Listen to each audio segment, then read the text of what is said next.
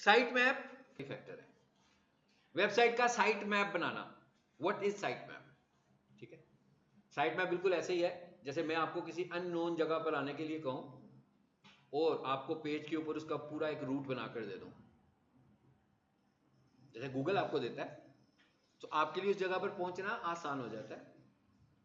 लेकिन एक तरीका यह है कि आपको सिर्फ एड्रेस बताया जाए लेकिन आपको रूट ना बताया जाए, तो इसका मतलब क्या हुआ कि आप दिक्कत से पहुंचेंगे वहां पर, काफी पूछते हुए लेकिन बहुत दिक्कत से पहुंचेंगे।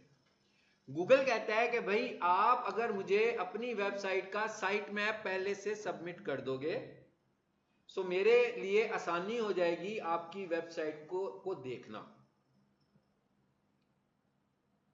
अब साइट मैप हमने गूगल को कैसे देना है? Not in terms of text, not in terms of design, not in terms of Google map, इस तरह का नहीं, बल्कि एक स्ट्रक्चर की शक्ल में हम उसको बताएंगे कि भाई ये हमारी वेबसाइट का स्ट्रक्चर है, ये इसका मेन्यू सिस्टम है, ये इसके अंदर ये सब कुछ चल रहा है। कोई ज़रूरत नहीं है आपको इसे बनाने की, हमारे पास ऑनलाइन टूल्स मौजूद हैं साइट मैप बनाने के लिए। वर्डप्रेस में साइट मैप ऑटो बन जाएगा, शॉपिफाई में साइट मैप ऑटो बन जाएगा, कोडिंग की वेबसाइट में हम साइट मैप जनरेट करेंगे खुद से। अच्छा, अब साइट मैप के लिए एक बात आपको और ज़हन में रखनी, पहली बात टेक्निकल एसईओ का फैक्टर, साइट मैप के लिए आपको एक बात और ज़हन में रखनी है, वो क्या?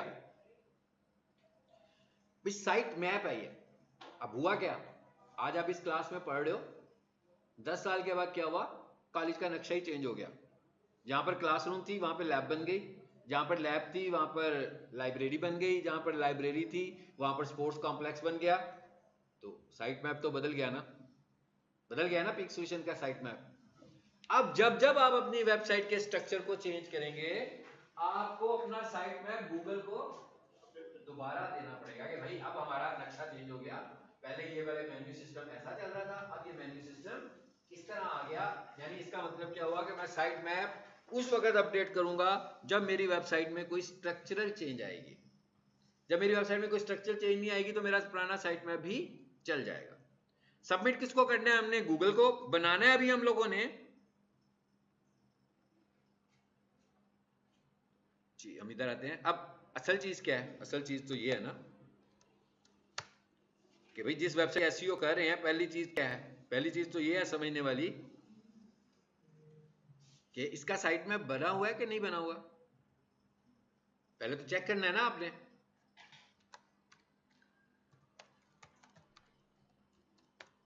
लिख दिया मैंने, वेबसाइट का यूआरएल लिखा, और वेबसाइट का यूआरएल लिखने के बाद मैंने क्या टाइप किया? sitemap.xml, sitemap.xml। अगर तो वेबसाइट का मैप बना होगा इस तरह आपके सामने आ जाएगा, और अगर नहीं बना होगा तो फिर एरर आएगा। 404 error is also a type of SEO. भाई ये भी एक एसईओ की चीज है जिसे हमें कंट्रोल करना है। 404 एरर का मतलब ये है कि आपकी वेबसाइट उस जगह पर जा रही है जो कि अननोन है, और अगर आपकी वेबसाइट अननोन जगह पर जा रही है जो कि पहले से है ही नहीं कोई जगह, तो ये गूगल के अगेंस्ट है, गूगल के एसईओ के स्टैंडर्ड्स के अगेंस्ट है। ऐसी है ना जैसे किसी आपको एड्रेस दें और एग्जैक्टली रॉन्ग एड्रेस दे दें तो वो माइंड ही करेगा ना। तो अगर आपकी वेबसाइट के यूआरएल्स गलत जगह पर मूव करके जा रहे हैं तो इसका मतलब क्या हुआ कि गूगल इस चीज को बहुत ज्यादा माइंड करेगा। और 404 error, bad links, dead links, ये आपकी वेबसाइट पे नहीं होने चाहिए। ये हमारा एक और फैक्टर है, अलग से फैक्टर है जिसको भी हम चेक करेंगे आगे जाकर। लो जी, ये इसने कहा बन गया। भाई हमने कुछ नहीं बनाना भाई, ये कोडिंग हमने नहीं करनी, ये ऑटो जनरेट होने लगा है। अभी हम सपोज कर रहे हैं कि नहीं है। ऑनलाइन साइट मैप जनरेटर लिखा मैंने, ये अच्छी वेबसाइट है, ये वाली जो पहली वाली मैंने खोली हुई है। सो यहाँ पर आए और यहाँ पे आकर आप अपनी वेबसाइट का यूआरएल दे दें जिसका भी आपको साइट मैप जनरेट करवाना हो।